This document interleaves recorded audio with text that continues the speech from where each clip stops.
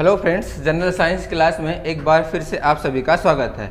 आज हम लोग एक नए टॉपिक के बारे में डिस्कस करेंगे जो बहुत ही इंटरेस्टिंग टॉपिक है। वो है आपका क्या, वायरस यानी विषाणु, है ना। ये जो टॉपिक है ये आजकल बहुत ज़्यादा चर्चा में भी है। वायरस जैसे आपका है कोविड यानी कोरोना वायरस। तो थोड़ा जानते हैं वायरस के बारे में, वायरस का फंक्शन क्या होता है, कैसे ये वायरस वर्क करता है ना। आज हम लोग इस टॉपिक के अंतर्गत क्या क्या डिस्कस करेंगे एक बार जान लेते हैं। पहले हम बताएंगे वायरस क्या होता है, वायरस की प्रॉपर्टी क्या होती है, वायरस कैसे आपके बॉडी में वर्क करता है ना, कैसे ये माइटोसिस की क्रिया करता है, समसूत्री विभाजन करता है, कैसे अर्धसूत्री करता है, ठीक। फिर थोड़ा देखें किसके बारे में, कोविड-19 यानी जो आपका कोरोना वायरस डिजीज है उसके बारे में डिस्कस करेंगे कि इतना ज़्यादा इसमें फंक्शनिंग कैसे होता है, ये क्या अपना अलग अलग वेव ला रहा है। वैक्सीनेशन देखेंगे, जो थोड़ा सा कुछ मिथक भी चल रहा है इस समय कि वैक्सीन नहीं लगवाना चाहिए, कौन सा वैक्सीन लगवाना चाहिए, क्या अच्छा है क्या बुरा है। और लास्ट में देखेंगे किसके बारे में, थर्ड वेव, जो आजकल बहुत ट्रेंड चल रहा कि थर्ड वेव आने वाला है, डेल्टा प्लस क्या है, डेल्टा क्या है, उनका अलग अलग वेरिएंट क्या है, सबके बारे में आज हम डिस्कस करेंगे, ठीक है ना। तो पहले जानते हैं वायरस, इसकी प्रॉपर्टी क्या है, क्योंकि आप जानते हो कि वायरस ऐसा नहीं कि केवल कोविड ही होता है। वायरस से बहुत सारे बीमारियां हैं, जैसे आपका एड्स है, चेचक है, बर्ड फ्लू है, स्वाइन फ्लू है, छोटी माता है, सब तो वायरस से होने वाली डिजीज है ना। तो पहले जानते हैं वायरस। अगर हम वायरस का सीधा मतलब बताएं तो वायरस का सीधा सा मतलब होता है टू पॉइजन, है ना। यानी क्या, यानी जिसके अंदर क्या होता है, विषाणु होता है, ठीक है। जिसके अंदर विषाणु नहीं कहेंगे, जिसके अंदर क्या होता है, विष होता है, उसे आप क्या कहते हो, वायरस कहते हो। स्टडी ऑफ वायरस क्या कहलाता है, स्टडी ऑफ वायरस कहलाता है वायरोलॉजी। वायरस का अध्ययन क्या कहलाता है, वायरस का अध्ययन कहलाता है वायरोलॉजी, ठीक। देखिए वायरस क्या होते हैं, वायरस क्या होते हैं आपके अति सूक्ष्म, वायरस क्या होते हैं आपके अति सूक्ष्म अल्प परिजीवी पैरासाइट, अकोशिकीय, अकोशिकीय आप पिछले अगर वीडियो देखे होंगे, कोशिकीय यानी सिंपल सा मतलब कि इसमें जो आपका वो सेल प्रेजेंट नहीं होता। अगर आप देखे होंगे प्रोकैरियोटिक और यूकैरियोटिक यानी टाइप्स ऑफ सेल वाला वीडियो, तो वहां हम बताए होंगे कि जो आपका ये वायरस है वह किसी भी कोशिका सिद्धांत का प्रतिपादन नहीं करता है, ठीक है ना। तो वही मैंने लिखा है क्या कि ये अति सूक्ष्म अल्प परजीवी अकोशिकी यानी नॉन सेलुलर क्या होते हैं,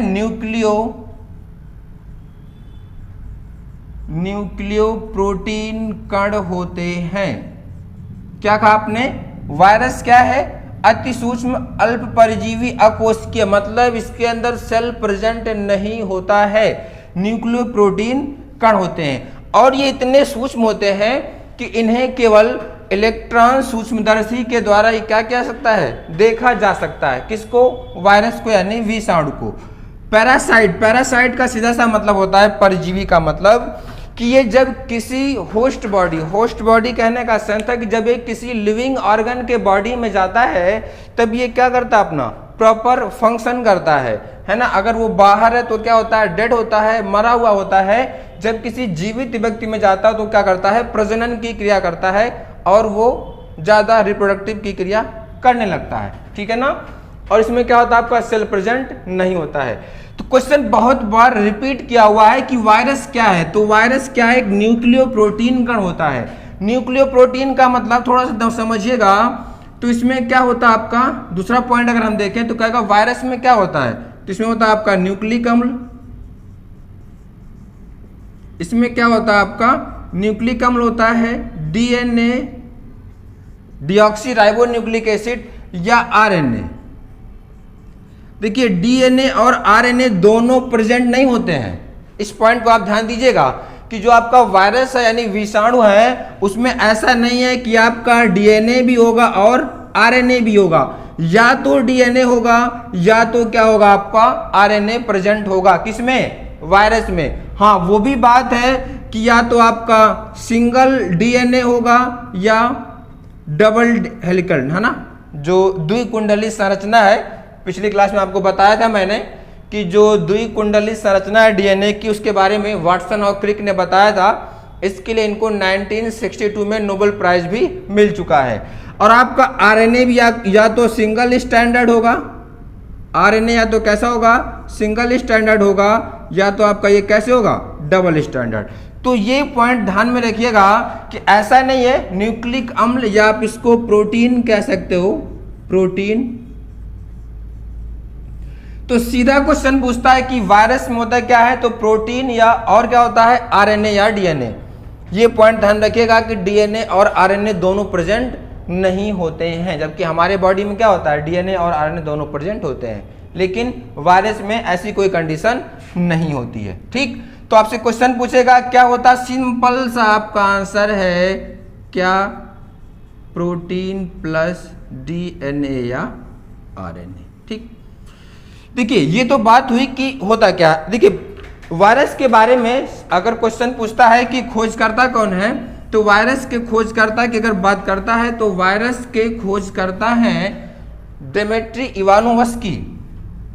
अगर बात करता है खोजकर्ता, तो वायरस के खोजकर्ता हैं इवानोवस्की। इवानोवस्की ने 1892 ईस्वी में तंबाकू के पौधों की पत्तियों से क्या किया था, टोबैको मोज़ेक वायरस, टीएमवी लिखता है कहीं के बुक में, ध्यान दीजिएगा, कहां से, तंबाकू की पत्तियों से, तंबाकू की पत्तियों से।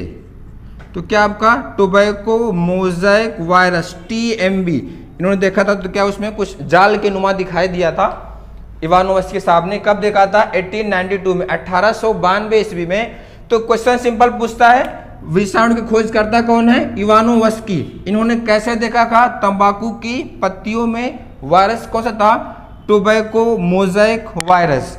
लेकिन अगर क्वेश्चन पूछ करता है कि विषाणु जो है वह नाम कौन दिया था, विषाणु का नामकरण कौन किया था, तो इसका नामकरण किए थे जे वेजरनिक, नहीं जे नहीं है, एम वेजरनिक। देखिए वेजरनिक बहुत सारे मिलेंगे आपको बायोलॉजी में, ध्यान दीजिएगा। इससे खोज करता है एम वेजरनिक, एम वेजरनिक क्या है, इन्होंने क्या किया था, इसका नाम दिया था, है ना। तो खोजकर्ता कौन है, दिमित्री इवानोवस्की। ये दिमित्री इवानोवस्की रूसी साइंटिस्ट हैं। इन्होंने टोबैको की पत्तियों से क्या देखा था, टोबैको मोज़ेक वायरस देखा था, नहीं वायरस क्या है, खोज करता है। इनका नामकरण कौन किया था, एम वेजरनिक। ठीक, अब देखिए एक पॉइंट ये आता है, आप तो ये कहते हो कि भाई जो विषाणु है वो विषाणु बाहर क्या होता है, डेड अवस्था में। और बहुत ही रिपीटेड एक क्वेश्चन है, थोड़ा ध्यान दीजिएगा। रिपीटेड क्वेश्चन ये कहता है कि जो वायरस है ना वो सजीव और निर्जीव दोनों के बीच की कड़ी होते हैं। यानी जो वायरस है उनमें सजीव और निर्जीव दोनों के गुण, मोस्ट इंपॉर्टेंट पॉइंट है, इसको डबल स्टार पॉइंट में कर रहा हूं कि जो आपके वायरस हैं वो किसके, सजीव एवं निर्जीव, वायरस में सजीव और निर्जीव दोनों की प्रॉपर्टी क्या होती है, प्रेजेंट होती है। इसका मतलब क्या हुआ, या सिंपल क्वेश्चन पूछता है सजीव और निर्जीव के बीच की कड़ी कौन होती है, तो आपका आंसर क्या होगा, वायरस यानी विषाणु। ठीक है, अब देखिए अगर सजीव के प्रॉपर्टी की बात करता है तो सजीव की प्रॉपर्टी कौन कौन सी होती है, तो इसमें सजीव की प्रॉपर्टी पहला है कि एक तो डीएनए या क्या होगा आपका आरएनए। सजीव की पहली प्रॉपर्टी क्या है कि या तो डीएनए प्रेजेंट होगा या तो आरएनए, या तो सिंगल स्टैंडर्ड या तो डबल स्टैंडर्ड। ठीक, और दूसरा पॉइंट क्या इसमें, गुणन यानी मल्टीप्लिकेशन की भी प्रॉपर्टी होती है, यानी वो क्या होगा, वृद्धि करेगा। गुणन सिंपल सा मतलब आप समझ सकते हो, वृद्धि करना। तो सजीव की दो प्रॉपर्टी, डीएनए होगा या आरएनए होगा, और उसमें क्या होती है, गुणन की प्रॉपर्टी होती है। और निर्जीव की प्रॉपर्टी क्या आती है भाई, आपने कहा क्या कि ये सजीव निर्जीव के बीच की कड़ी है, तो सजीव की प्रॉपर्टी क्या है कि उसमें डीएनए प्रेजेंट होगा और आरएनए प्रेजेंट होगा, और क्या होगा उसमें मल्टीप्लिकेशन यानी वृद्धि करने की यानी प्रजनन करने क्या होती है, क्षमता होती है। ठीक, अब बात करते हैं कि निर्जीव की प्रॉपर्टी क्या होती है। देखिए निर्जीव की प्रॉपर्टी ये है कि इसमें आपका जीव द्रव्य प्रेजेंट नहीं होता है। जीव द्रव्य प्रेजेंट होने के साथ साथ इसमें बहुत सारे कोशिकांग भी उपस्थित नहीं होते हैं। किसमें? वायरस में। और आपको मैं ये भी बताया हूं कि जो साइंटिस्ट आपके स्लाइडन और स्वान जो कोशिका सिद्धांत दिए थे कि जब एक सेल होगा तो क्या होगा, उसी से दूसरे सेल की वृद्धि होगी, उस सिद्धांत को भी आपका वायरस क्या है, फॉलो नहीं करता। अगर आप वो लिंक नहीं देखे एक बार चेक करिएगा कि जो विषाणु है वह क्या करता है, कोशिका सिद्धांत का प्रतिपादन नहीं करता है। ठीक है ना। तो निर्जीव प्रॉपर्टी क्या मिली आपको, इसमें जीव द्रव्य प्रेजेंट नहीं होता है और क्या होता है, बहुत सारे कोशिकांग भी उपस्थित नहीं होते हैं। इसके साथ साथ में जो आपका ये वायरस है इसमें ना तो उत्सर्जन की क्रिया होती है और ना ही श्वसन की क्रिया, और भी प्रॉपर्टी इसमें प्रेजेंट नहीं होती है। तो इसीलिए आप पॉइंट ये कहते हो क्या कि इसमें सजीव और निर्जीव दोनों के गुण क्या होते हैं, उपस्थित होते हैं। ठीक, ये तो आपने इसका बेसिक पॉइंट जाना कि ये होता क्या है, वायरस होता क्या। अब देखिए, आप कहते हो कि भाई वायरस है, मान लीजिए वायरस है किसी के अगर वो बाहर है तो क्या है भाई, डेड है, मरा हुआ है, और वो हमारे बॉडी में कैसे आता है, कैसे वो इतना मल्टीप्लिकेशन करता है, कैसे उसमें गुणन की प्रॉपर्टी आती है, थोड़ा इसको देखते हैं ना। देखिए ऐसा नहीं, अभी तो हम वायरस का एक पॉइंट आप ध्यान दीजिएगा कि वायरस को हम निग्ड आंखों से यानी नग्न आंखों से नहीं देख सकते हैं, है ना। अगर हम सिंपली देखें तो हमारे चारों तरफ भी क्या है, बहुत सारे वायरस उपस्थित है ना। वायरस इन द सेंस जो खतरनाक वाले वायरस है ना, जो सामान्य मानव वाले वायरस को मत लेके चलिएगा, है ना, कि वायरस तो हर किसी के चारों तरफ प्रेजेंट होते हैं। ठीक है ना। तो मेरे कहने का सेंस है कि जो अगर आप देखेंगे, है ना, बहुत लोग कहते हैं कि मान लीजिए कोई बच्चा खाना खा रहा है ना, कुछ सामान गिरेगा तो क्या करते हैं, लोग उठा के खा लेते हैं।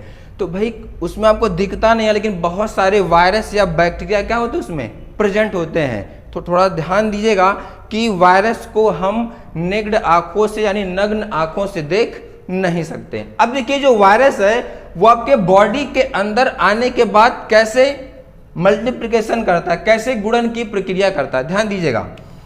देखिए जो वायरस, अगर हम इसका एक रफ डायग्राम बनाएं तो जो ये वायरस है, कुछ इसका अगर स्ट्रक्चर की बात करें,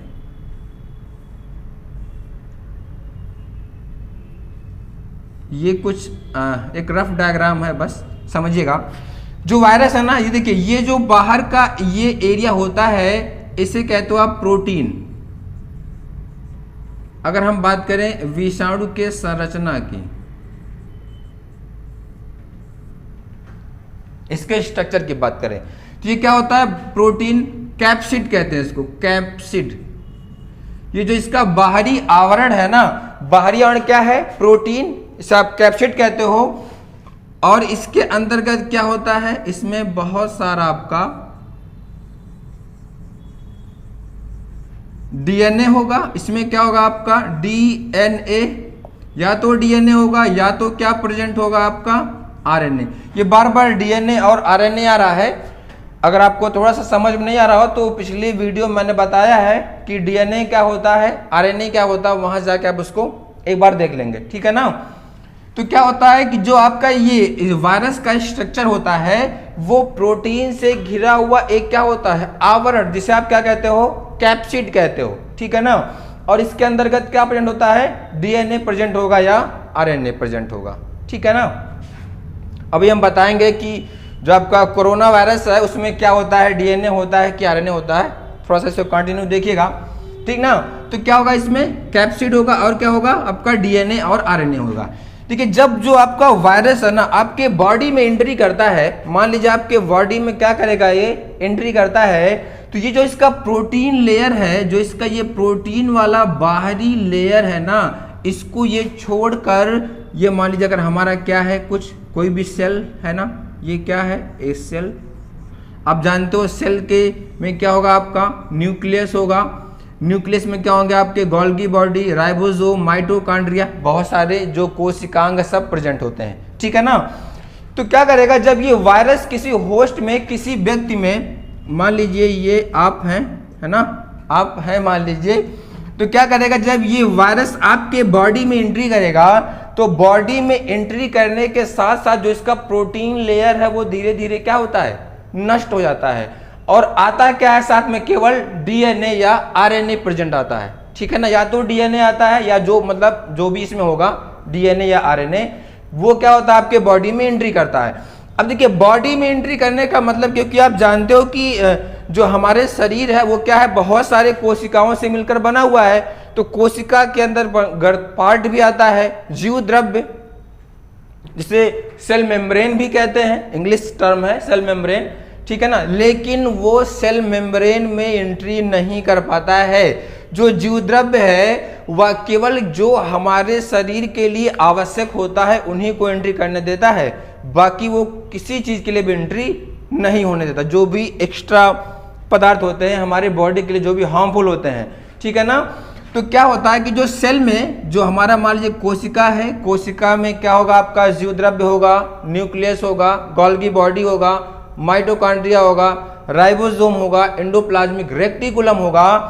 तो ये केवल और केवल देखिए ये जीव द्रव्य में ना होकर सीधे किस में आता है, प्रोटीन लेयर तो खत्म हो गया, हम लेते मान लीजिए डीएनए है जो ये हम एक अगर आपको डायग्राम बताएं तो ये आपको डायग्राम बताएं हम बैक्टीरियोफेज वायरस, बैक्टीरियोफेज, ये बैक्टीरिया नहीं है वायरस है, इसका नाम है क्या, बैक्टीरियोफेज। तो ये एक रफ डायग्राम किसका है, बैक्टीरियोफेज में क्या होता है प्रेजेंट, आपका डीएनए होता है ना कि आरएनए होता है।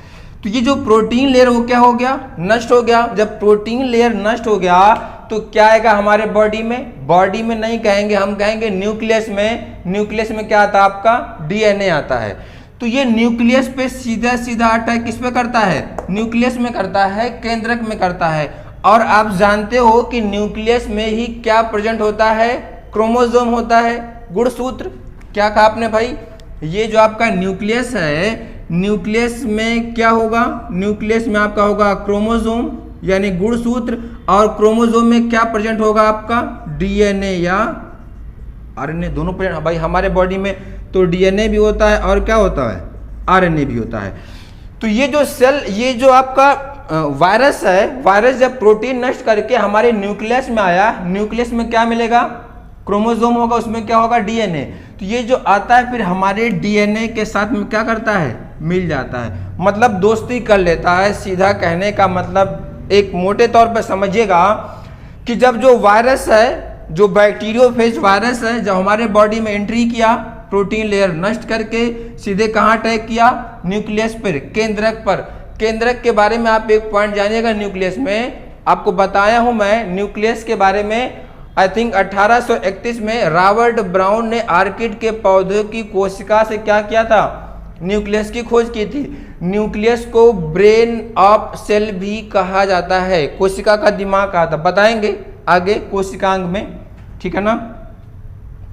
तो क्या करता है इसमें आपका क्रोमोसोम में जो डीएनए होता है इसी के साथ मिलकर क्या करता है, ये दोस्ती कर लेता है। तो जैसे जैसे क्या होता है हमारे डीएनए में वृद्धि होती है, वैसे वैसे सेम वायरस, देखिए बाहर तो ये डेड था, मरा हुआ था, जैसे ही हमारे बॉडी में आया, जैसे हमारे बॉडी में आया तो क्या करेगा, मल्टीप्लिकेशन की क्रिया करेगा, यानी गुणन की क्रिया करेगा, या सामान्य भाषा में हम बताएं तो ये क्या करेगा, अपनी वृद्धि करना शुरू कर देगा। मान लीजिए पहले एक था, यहाँ से क्या होगा, 2 बनेगा, 2 से क्या होगा, ये आपका 4 बनेगा, हो सकता है कि ये 4 से क्या बने, 8 बने, ठीक है ना।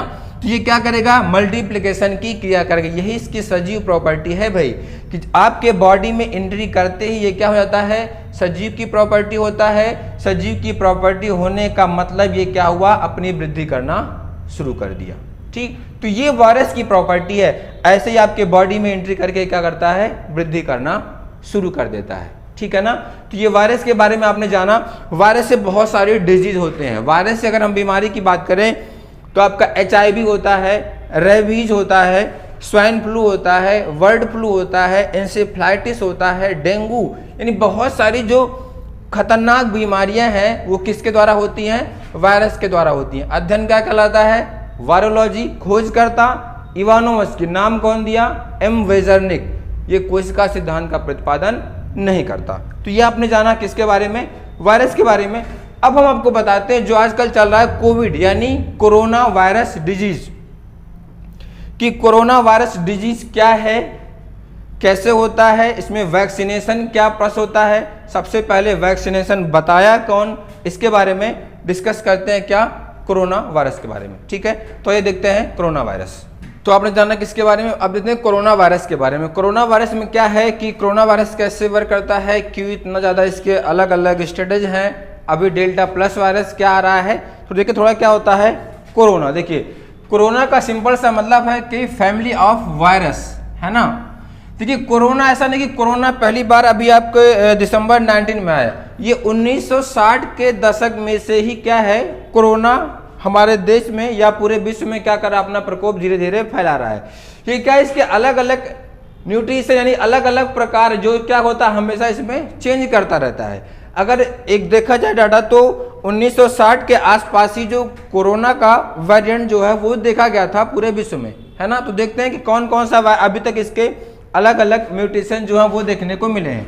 तो कोरोना क्या है? Family of virus.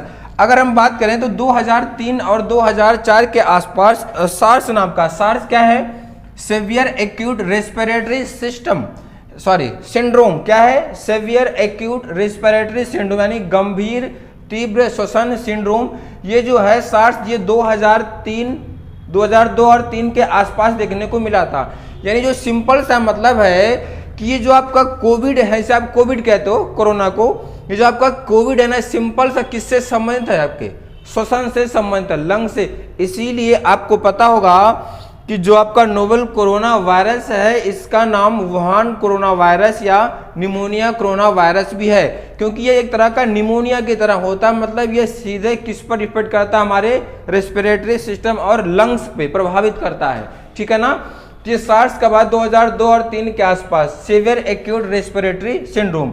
फिर इसी में थोड़ा सा अलग चेंज हुआ, इसके अलग वेरिएंट आए। वेरिएंट चेंज का सिंपल सा मतलब होता है कि जब ये खुद की तरह इन्वायरमेंट पाता है ना तो क्या करता है? अपने आप को चेंज कर लेता है। जैसे बहुत लोग कहते हो कि बहुत सारे जो व्यक्ति होते हैं वो खुद को हर जगह क्या करते हैं? सर्वाइव कर लेते हैं। तो सेम कंडीशन कौन करता है? ये आपका कोविड वायरस भी कर रहा है।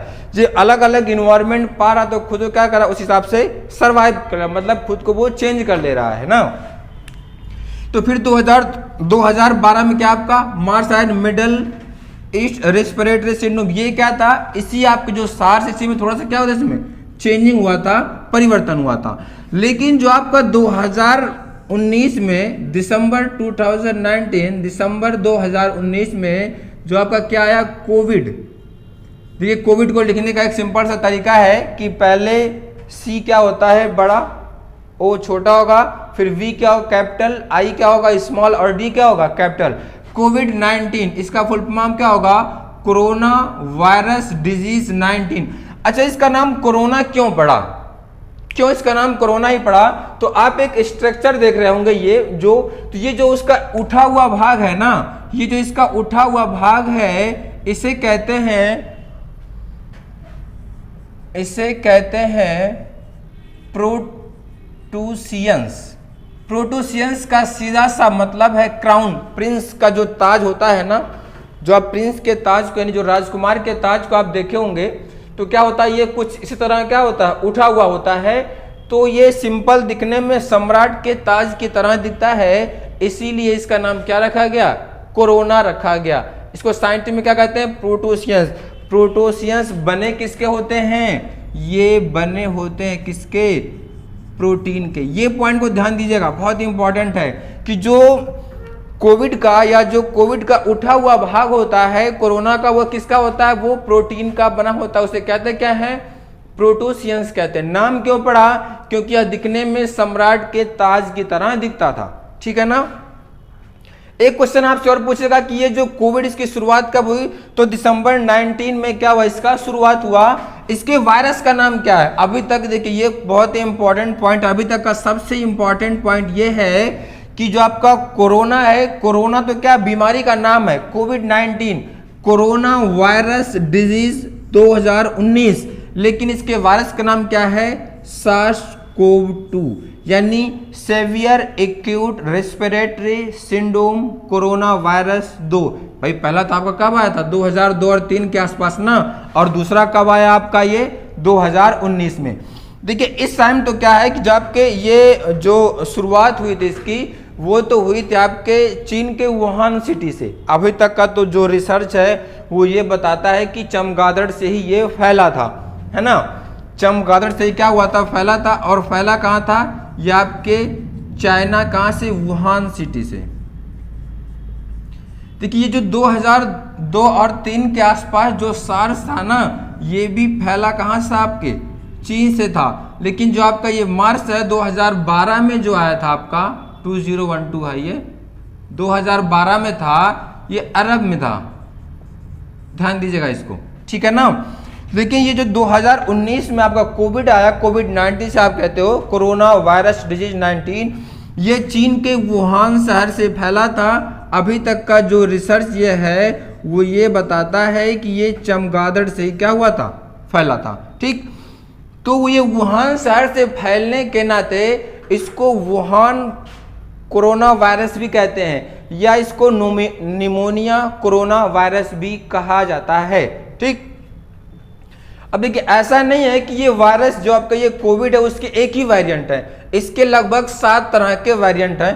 आप मोबाइल फोन में जब रिंगटोन मतलब जब आप फोन करते होगे उसमें आता ना नोवल कोरोना वायरस, तो जो आपका ये 7वां वेरिएंट है ना, ये जो आपका 7वां क्या है, ये जो आप देखिए मैंने क्या कहा कि जो कोविड ऐसे क्या है, अभी तक के 7 प्रकार हैं आपके देखे गए हैं। जो अभी करंट में है वो क्या है?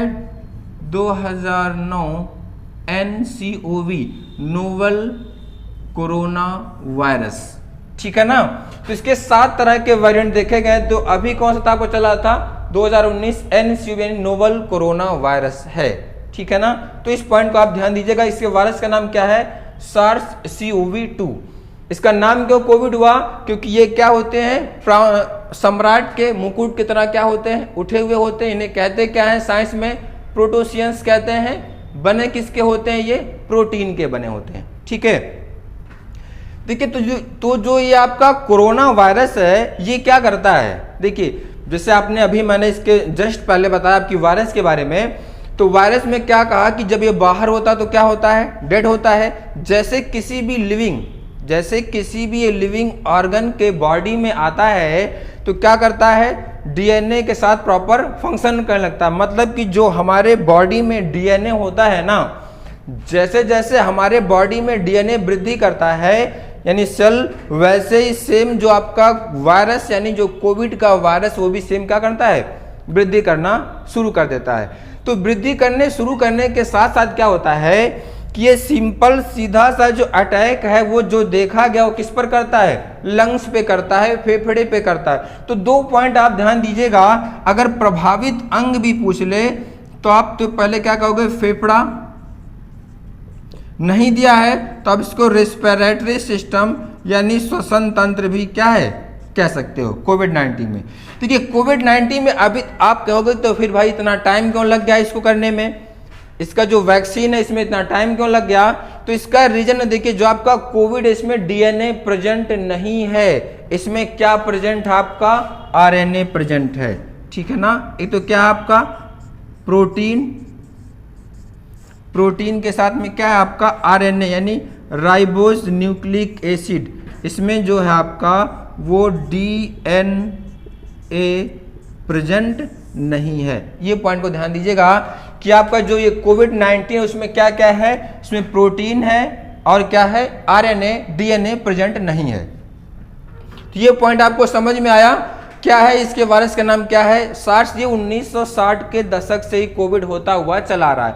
चूंकि क्या होता है कि जैसे जैसे इन्वायरमेंट चेंज होते हैं ना, तो इन्वायरमेंट चेंज होने के साथ खुद को क्या होता है? बदलता रहता है, ठीक है। तो ये इसके वायरस का नाम क्या है? SARS severe acute respiratory syndrome CoV two, ठीक। अब देखिए ये तो मान लीजिए हुआ कि क्या है इसके वायरस का नाम क्या है, ये कैसे फंक्शन करता है। अब इसमें देखिए बहुत सारे मेथड भी हैं। चूंकि ये 2019 से जब फैला, दिसंबर 2019 से, जब दिसंबर 2019 से फैला तो उतना ज़्यादा कोई WHO इस पर वर्क नहीं किया। लेकिन जब धीरे धीरे इसकी संख्या क्या हुई, बढ़ने लगी। जब धीरे धीरे संख्या इसकी बढ़ने हुई तो ये बात है आपकी मार्च, हम बता रहे हैं ये बात है आपकी 11 मार्च 2020, यानी 11 मार्च 2020 की बात है। क्वेश्चन पूछ सकता है कि WHO world health organisation, WHO क्या है, वर्ल्ड हेल्थ ऑर्गेनाइजेशन, इसका मुख्यालय कहाँ है, जिनेवा। सबके स्ट्रैटेजी के वाले पॉइंट है, देखिएगा, जिनेवा स्विट्जरलैंड, ठीक है ना। अच्छा, थोड़ा सा बता दे रहा आपको, इसकी स्थापना जो है वो हुई थी 7 अप्रैल 1948 को, है ना, 7 अप्रैल 1948, ठीक है। वो स्ट्रैटेजी के है, आप ध्यान दीजिएगा, पूछता बहुत क्वेश्चन है, WTO, WHO, WMO, तो अभी समझिएगा जो मेरा पॉइंट यहाँ पर है कि WHO क्या है, इसका मुख्यालय वर्ल्ड हेल्थ ऑर्गेनाइजेशन, विश्व स्वास्थ्य संगठन, मुख्यालय का है जिनेवा स्विट्जरलैंड। इसकी स्थापना कब हुई, 7 अप्रैल 1948 को। इसके करंट में महानिदेशक हैं टेड्रोस एडन, देख लीजिएगा, टेड्रोस एडनहाम करके कुछ है इनका नाम, एक बार आप देखिएगा, महानिदेशक हैं। तो जो मेन पॉइंट उस पर आते हैं कि जब क्या हुआ, दिसंबर 2019 से ये कोविड की शुरुआत हुई। सबसे पहले कोविड की शुरुआत जो है वो आपके चीन के वुहान शहर से हुई थी, कोविड की शुरुआत। और चीन के वुहान शहर में मृत्यु के बाद अगर आपसे क्वेश्चन पूछता है कि पहला व्यक्ति, तो 44 साल की उम्र का एक व्यक्ति फिलीपींस का था, जो वुहान सिटी के बाहर, या कह सकते हो आप कि चीन के बाहर किसी व्यक्ति की मृत्यु हुई थी। तो धीरे धीरे जब ये क्या हुआ, थोड़ा भयंकर रूप लेने लगा, तो WHO इस पर स्ट्रिक्ट हुआ और 11 मार्च 2020 को कोविड को क्या किया, पेंडेमिक यानी महामारी घोषित कर दिया। तो ये क्वेश्चन आपसे एग्जाम में पूछ सकता है। अभी तो हम बस आपको पॉइंट बता रहे हैं कि कोविड क्या है, कैसे होता है, एक लेक्चर में पूरा आपको देंगे कि कैसे कैसे इससे क्वेश्चन बन सकते हैं। अभी बस आप एक आइडिया लीजिए, थोड़ा जानिए क्या होता है कोरोना वायरस, थोड़ा लोगों को जागरूक करिए, क्योंकि हमारे समाज में अभी भी लोग ऐसे हैं ना जो बहुत सारे भ्रम में जी रहे हैं। भी बताते हैं आपको।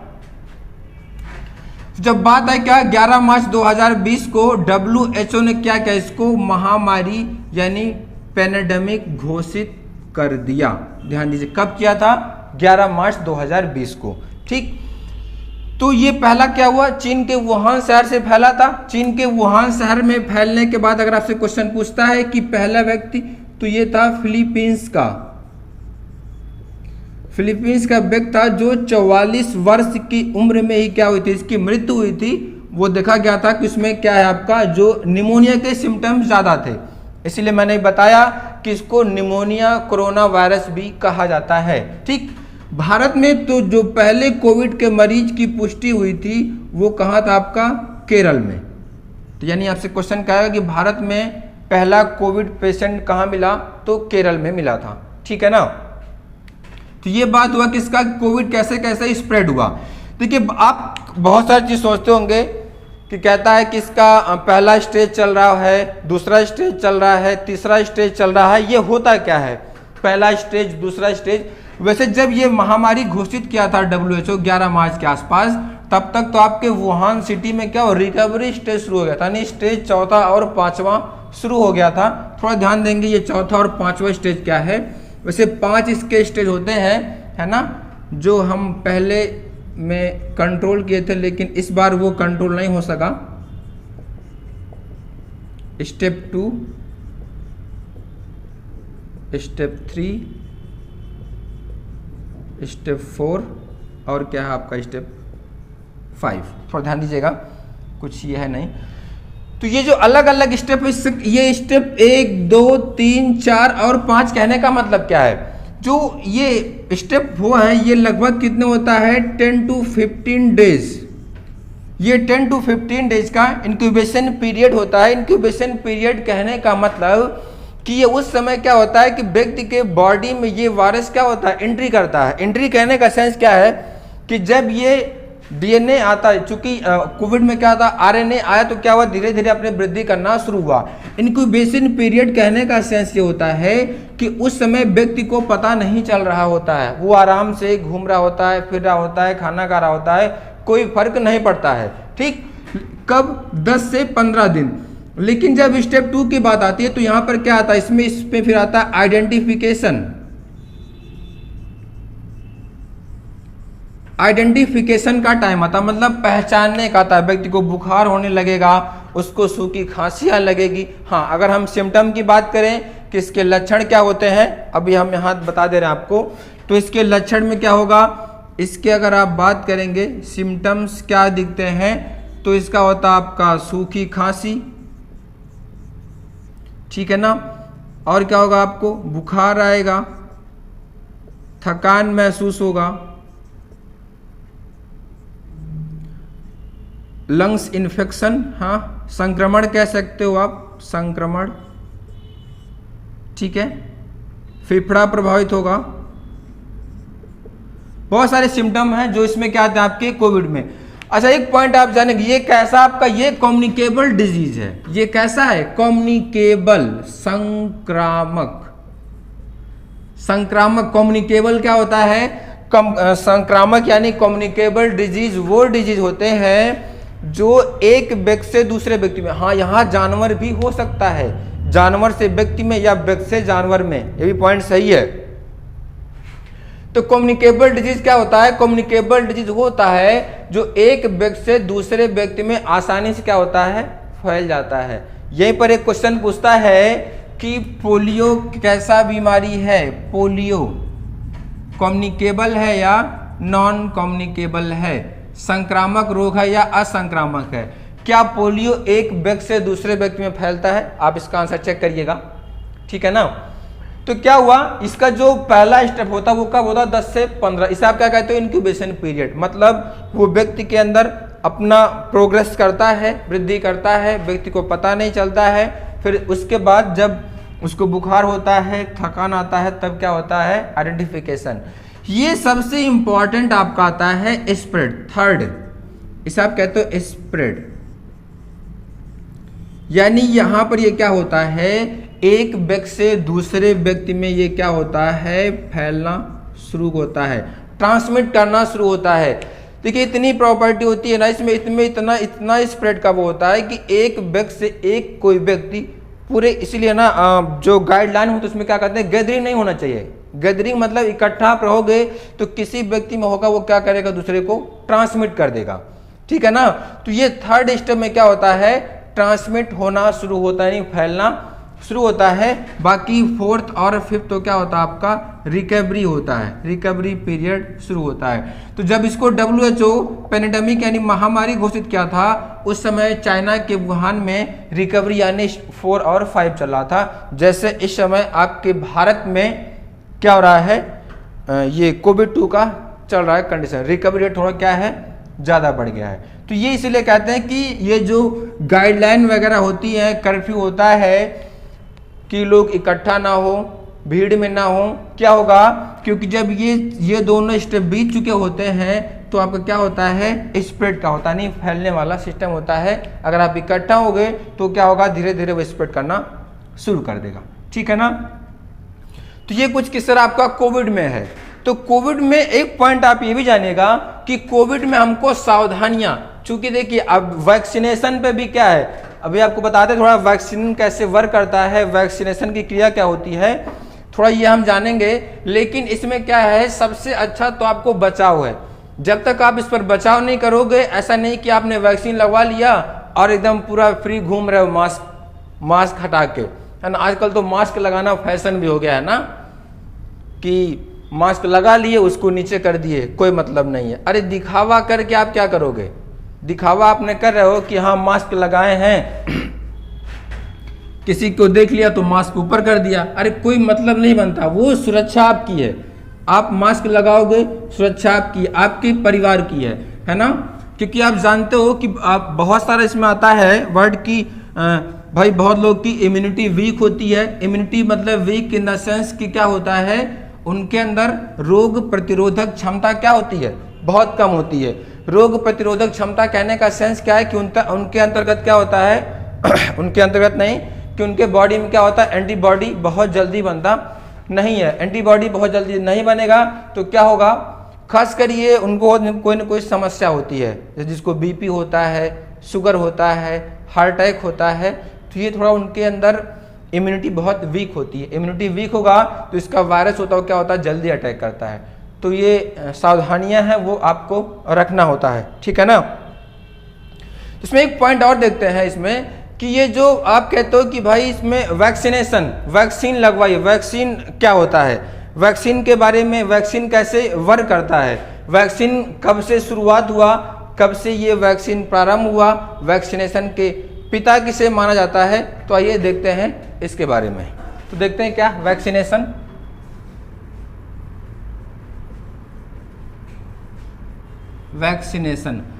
अगर हम वैक्सीनेशन की बात करें, हिंदी में कहते हैं इसको टीकाकरण।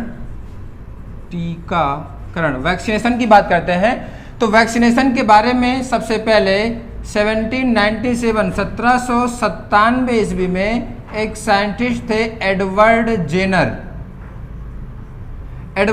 साहब ने 1797 ईस्वी में सबसे पहले किसके, स्मॉल पॉक्स मतलब आप कहते हो क्या, चेचक। 1797 ईस्वी में एडवर्ड जेनर साहब ने सबसे पहले चेचक के टीके की क्या की थी, खोज की थी। इसीलिए एडवर्ड जेनर को क्या माना जाता है, एडवर्ड जेनर को फादर ऑफ वैक्सीनेशन माना जाता है, ठीक है ना।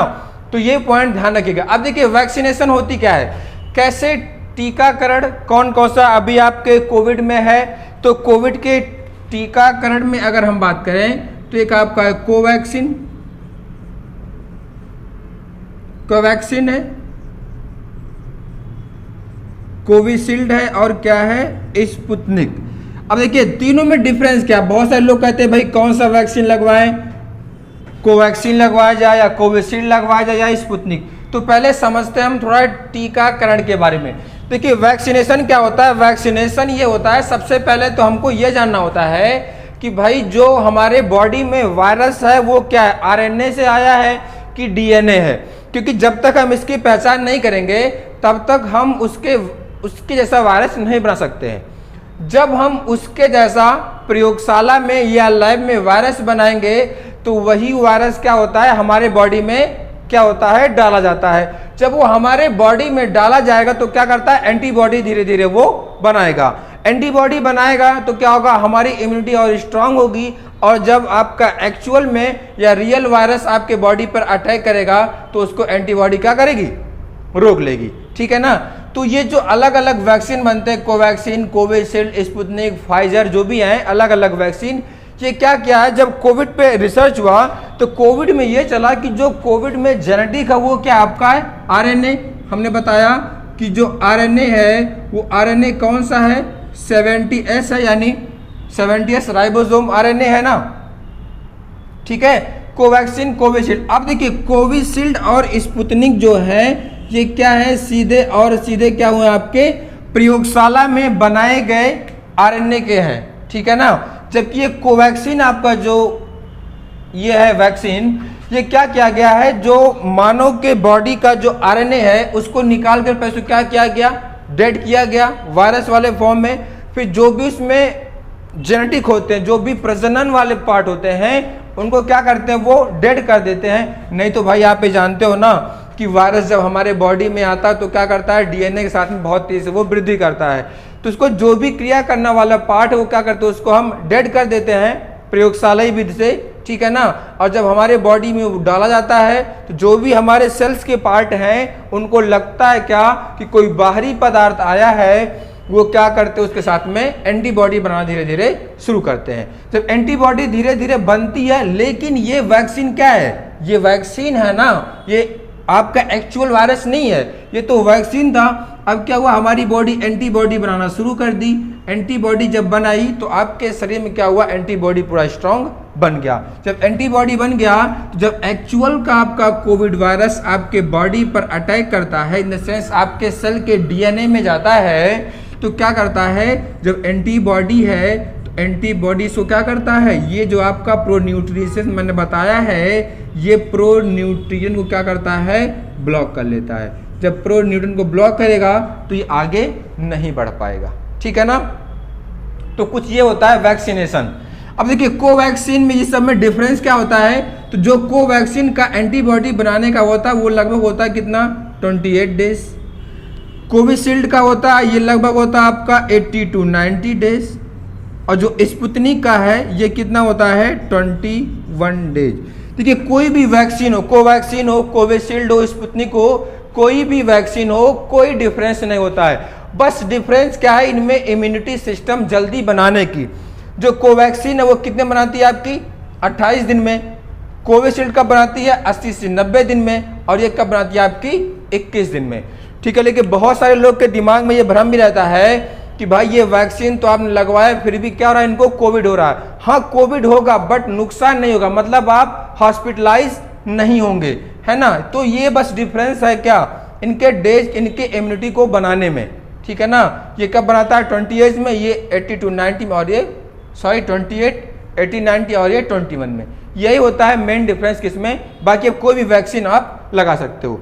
देखिए अब एक पॉइंट यहाँ पर यह बात आती है कि टीकाकरण भी हो रहा है, सेकेंड वेव भी धीरे धीरे आ रहा है। अब एक आता है कि आपके भारत में जो डबल म्यूटेशन यानी जो अगला वेरिएंट है वो भी धीरे धीरे क्या हो रहा है, दस्तक दे रहा है। यानी लोग ये कह रहे हैं, न्यूज़पेपर के माध्यम से या समाचार में आप सुने होंगे कि जो डेल्टा प्लस का एक वेरिएंट आता है। तो अगर हम कोविड-19 जो आपका दिसंबर 2019 में आया था, इसको WHO ने क्या किया था, 11 मार्च को क्या कहा, ये पेंडेमिक है यानी महामारी घोषित किया। तो अगर इसके हम जो पहला आपका फर्स्ट वेव था, अगर हम इसके पीक की बात करें तो ये लगभग आपका आया था 11 सितंबर को, जो लगभग केस थे आपके 97,000 के आसपास थे, ठीक है। ये लगभग आपका कुछ चला था, ये मैक्सिमम पॉइंट था। और जो सेकेंड वेव का आपका पीक पॉइंट था ये लगभग 6 मई के आसपास था, और इसकी संख्या कितनी थी आपकी, 4 लाख। समझिएगा मैं कहना क्या चाह रहा हूं, मतलब कुछ न कुछ क्या रहा ड्यूरेशन का गैप। तो लोग ये अनुमान लगा रहे हैं कि भाई यहाँ आने वाले कुछ समय में जो आपका थर्ड वेव है वो भी आने के चांस है, ठीक है ना। कि देखिए जो सेकेंड वेव में आपका डेल्टा आया था, इसका जो साइंटिफिक नेम है, जेनेटिक नेम जिसे आप कहते तो वो है B16617.2। ये क्या आपका डेल्टा तो जो ग्रीक वर्ड है, और ये जो ये क्या है, साइंटिफिक नेम है, क्योंकि ये जो साइंस लोग इसको यूज करते हैं। और ये क्या है, WHO के द्वारा लिया गया। ऐसा नहीं कि ये भारत का वायरस है, ये चीन का वायरस, ऐसा कुछ नहीं है, अलग अलग नाम दिया गया है। और इसी में थोड़ा सा चेंज हो गया, 617.1 ये अब कौन सा आ रहा है, कप्पा वायरस भी आ रहा है। तो ये क्या है, इस वायरस का जेनेटिक कोड है, और ये क्या, इसका एक ग्रीक नाम है ना। तो ये जेनेटिक जो कि साइंस भाषा में यूज करते हैं, और ये क्या है, ग्रीक में जो नॉर्मल आप दैनिक जीवन में कि नहीं कहोगे ना कि ये वुहान का है, ये चीन का है, ये भारत का वायरस है, ठीक है। तो ये जो ये गैप डिफरेंस दिख रहा है, इसी गैप डिफरेंस को देखते हुए लोग ये कह रहे हैं, क्योंकि भारत में देखा गया है डबल म्यूटेशन चेंज। म्यूटेशन का मतलब क्या होगा आपका, वेरिएंट। मतलब क्या हो रहा है कि इसके में एक और ऐसा देखा गया है कि जो आपका ये सेकेंड वेव यानी जो डेल्टा है, इसमें भी कुछ न कुछ परिवर्तन होकर कोई वायरस दिख रहा है, जिसको नाम क्या दे रहे हैं लोग, जिसको नाम दे रहे हैं डेल्टा प्लस। देखिए डेल्टा प्लस में एक जो पॉइंट निकल के आया वो ये बताया जा रहा है कि ये जो आपके वैक्सीनेशन में जो प्रोटीन लेयर बनता है ना एंटीबॉडी वाला, वो सीधे के सीधे उसी एंटीबॉडी वाले प्रोटीन लेयर पर क्या कर दे रहा है, अटैक कर दे रहा है। क्योंकि आपको पता होगा कि जो वैक्सीन है यानी जो खतरनाक वायरस होते हैं वो सीधे हमारे पहचानने वाले टी लिम्फोसाइट या टी हेल्पर लिम्फोसाइट पे क्या करते हैं, सीधे सीधे वो अटैक करके उसको नष्ट करते हैं, क्योंकि वो पहचानेगा नहीं। जब पहचानेगा नहीं तो सीधे कहाँ जाएगा, न्यूक्लियस में, न्यूक्लियस से कहाँ जाएगा, राइबोसोम, 70 राइबोसोम। राइबोसोम को प्रोटीन की फैक्ट्री कहते हैं, या हमारे शरीर का सबसे छोटा कोशिकांग है, ठीक है ना। तो वही क्या करेगा, अपना प्रोटीन का निर्माण करेगा। उसको ये नहीं पता है कि अच्छा वाला कौन है और बुरा वाला कौन है, तो वही क्या करेगा, आपको 70 जो आपका राइबोसोम है वो प्रोटीन का निर्माण करेगा। इसीलिए जो डेल्टा प्लस वेरिएंट है, इस पर भी क्या देखिए, हाँ एक पॉइंट यहाँ पर ये भी आ रहा है लोगों के मन में मिथक कि भाई वैक्सीन तो हम लगवा ले रहे हैं, तो वैक्सीन, लेकिन जो डेल्टा प्लस वेरिएंट है उस पर क्या हो रहा है। हाँ ये बात सही है कि इस पर जो है आपका वो वैक्सीन कम असरदार है। वैक्सीन तो आपको लगवाना है, लेकिन वैक्सीन क्या है, कम असरदार है, लेकिन आपको खतरा भी तो कम है। आप वैक्सीन लगवा लेंगे, चाहे वो डेल्टा प्लस आया, कोई भी वेरिएंट आया, क्योंकि देखिए वायरस में तो चेंज होगा ही होगा, वो अपने इन्वायरमेंट के हिसाब से सूटेबल होगा। लेकिन अगर आप वैक्सीन लगवा लेंगे तो आप कुछ हद तक सेफ हो जाएंगे।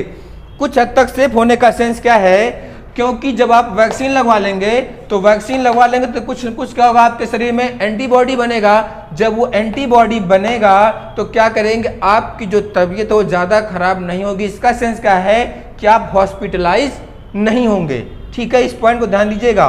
तो वैक्सीन जरूर लगवाएं आप। वैक्सीन लगवाने से क्या होगा कि आप तबीयत खराब होगी, हाँ कोविड हो भी सकता है, आपको नहीं भी हो सकता है, कुछ प्रायोरिटी है। आई थिंक जो डाटा निकल के आ रहा है वो लगभग 60 से 80% चांस है कि आप सेफ रहेंगे। लेकिन अगर मान लीजिए इसी में आपको कोविड हो जाएगा तो एटलीस्ट आप क्या करेंगे, होम आइसोलेट होकर ठीक हो जाएंगे। तो ये है डेल्टा। अब देखिए एक पॉइंट यहाँ पर यह भी बनता है, लोग कह रहे हैं कि ये जो आपका डेल्टा प्लस या थर्ड वेव वेरिएंट है, वो जो थर्ड वेव है वो बच्चों के लिए ज़्यादा खतरनाक है। तो भाई बच्चों के लिए खतरनाक क्यों नहीं होगा, क्योंकि जो 18 प्लस जो हमारी कुछ हद तक जनसंख्या है, जनसंख्या देखिए अभी तक क्या आपका जो 18 प्लस तक के लोग क्या है वैक्सीनेट अगर हो जाएंगे, अगर 18 प्लस तक के लोग वैक्सीनेट हो जाएंगे तो बचेंगे के कौन, बच्चे बचेंगे। तो बच्चे बचेंगे तो प्रभावित भी ज्यादा कौन होंगे, बच्चे। ऐसा कुछ कहीं रीजन नहीं है, ऐसा कुछ भी रीजन नहीं कि थर्ड वेव आएगा ही, डेल्टा प्लस आएगा ही, ऐसा भी नहीं कोई रीजन है कि बच्चे प्रभावित होंगे। प्रभावित तो कोई भी हो सकता है, क्योंकि सेफ्टी आपको जरूरी है। ये भी पॉइंट ध्यान में रखिएगा कि ये नहीं आप वैक्सीन लगवा लिए, आप वैक्सीन लगवा लिए तो आप क्या हो गए, सुपरमैन, ऐसा कुछ नहीं है। ऐसा कोई भी रीजन नहीं है कि आप वैक्सीन लगवा के आप क्या हो गए, सुपरमैन हो गए, आराम से घूम रहे मास्क वास्क नहीं लगाकर। आपको वैक्सीन लगवाने के साथ साथ में आपको प्रिकॉशन, सावधानियां तो रखनी ही है। आपको मास्क तो पहनना है, आपको सैनिटाइजर भी यूज करना है, आपको सोशल डिस्टेंसिंग भी करनी है। ऐसा नहीं कि आप वैक्सीन लगवा लिया और सुपरमैन, ऐसा कुछ नहीं। क्योंकि मैं बार बार कह रहा हूं कि जो वायरस होता है वह इन्वायरमेंट के हिसाब से खुद को चेंज भी करता है। ऐसा भी नहीं कि टेम्परेचर बहुत ज़्यादा मजा का, कुछ भी रीजन नहीं है। सब क्या है, बस अलग अलग सोशल मीडिया के थ्रू फैलाया गया है कि वैक्सीन नहीं लगवाइए, लकवा मार देगा, है ना, कुछ नपुंसकता आ जाएगी या 2 साल मृत्यु, कुछ नहीं, सब अफवाह है। आप क्या करेंगे, जब वैक्सीन लगवा लेंगे तो आप कुछ हद तक क्या हो जाएंगे, सिक्योर हो जाएंगे, कुछ हद तक आप सेफ हो जाएंगे। कुछ हद तक सेफ कहने का सेंस क्या है कि उस टाइम पर आप होम आइसोलेट होकर भी क्या हो सकते हैं, स्वस्थ हो सकते हैं, ठीक है ना। तो वैक्सीन जो लगवा ली उनके लिए भी क्या है, मास्क जरूरी है, सैनिटाइजर जरूरी है, समय समय पर क्या है, हाथ धोना भी जरूरी है, और सोशल डिस्टेंसिंग तो इंपॉर्टेंट है ही है। तो थर्ड वेव को रोका जा सकता, जो बार बार न्यूज में ये आपको दिखाया जा रहा है, थर्ड वेव यानी डेल्टा प्लस जो वेरिएंट है, आप क्या कर सकते हो, उस पर कंट्रोल कर सकते हो, रोक लगा सकते हो। कैसे, खुद को अवेयर करके। खुद को अवेयर कहने का सेंस क्या है कि लोग एकदम फ्री घूम रहे हैं ना, भाई ठीक है, आपको मास्क क्या है, मास्क लगाने में क्या है। अब ऐसा ही मास्क मत लगाइए ना कि यहाँ लगा के एक फैशन की तरह कर लिए हैं, एकदम नाक खुला हुआ है और यहाँ मास्क लगा लिए हैं। किसी को देखे, अक्सर आप देखें तो मास्क क्या लगा के लोग नीचे कर लेते, अरे भाई मतलब क्या बन रहा है, कोई मतलब बन रहा है? किसको आप दिखाना चाह रहे हो कि हम मास्क लगाएं नहीं लगाएं? जब तक आप लगाएंगे तो सेफ्टी आपको होगी। हो सकता है कि आपके शरीर की एंटीबॉडी बहुत ही स्ट्रांग हो, लेकिन आप क्या करोगे, उसको स्प्रेड तो करोगे, ट्रांसमिट तो करोगे। घर पे जिनको क्या है, डायबिटीज है, हार्ट अटैक है, बहुत सारे डिजीज है, वो तो प्रभावित होंगे ना। तो ये तो आपको देखना है, ये आपकी जिम्मेदारी है थर्ड वेव को रोकने से। थर्ड वेव जो डेल्टा प्लस वेरिएंट आ रहा है, ये कंट्रोल करने की जिम्मेदारी क्या है, आपकी है। ठीक है ना। तो ये कुछ इंफॉर्मेशन देना था आपको कोविड के बारे में। लेकिन एक बार फिर से एक मेरी पर्सनली सजेशन है या राय कह सकते हैं आप क्या करेंगे, वैक्सीन जरूर लगवाएंगे। कोई वैक्सीन हो, सब वैक्सीन सेम है, कोई डिफरेंस नहीं है। ठीक है ना। और मास्क, सैनिटाइजर, सोशल डिस्टेंस का पालन करेंगे और हाथ भी हमेशा धुलते रहेंगे। ठीक है ना। ठीक है, फिर आज के लिए इतना ही। Okay, thank you.